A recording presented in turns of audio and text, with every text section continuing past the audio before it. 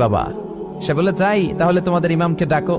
সাইয়েদনা ইমাম আবু হানিফা টাইম দিলেন, এই জুমার দিন, আজকে জুমার দিন না, এই জুমার নামাজের পরে ঠিক ভর দুপুরে 2টায় সবাই আমরা একত্রিত হব। নাস্তিকও আসবে, সাইয়েদনা ইমাম আবু হানিফাও আসবে। জুমার সালাতের পরে লোকের বন্যা বয়ে গেল, বাঁধ ভাঙা জোয়ার, অনেক মানুষ। নাস্তিক এসেছে, লক্ষ লক্ষ লোক এসেছে, আসে নাই ইমাম আবু হানিফা। আসে না, আধা ঘন্টা, 1 ঘন্টা, 2 ঘন্টা পরে আসছে। নাস্তিক বলে, এই তোমাদের ইমাম যার কোনো সময়ের জ্ঞানই নাই, এর সাথে কিসের তর্ক? সাইয়েদনা ইমাম আবু হানিফা বলে, ইনদি উযর, আমার ওজর আছে। কি ওজর?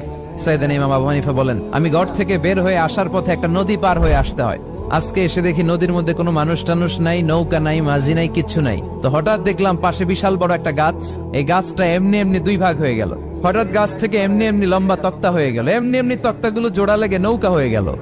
আর নৌকা আমার সামনে আসলো, মাঝি ছাড়া, লগি বৈঠা ছাড়া। আমি নৌকায় যেয়ে বসলাম, নৌকাটা আমার নিয়ে টান দিয়ে সাঁ করে ওপারে নিয়ে গেল।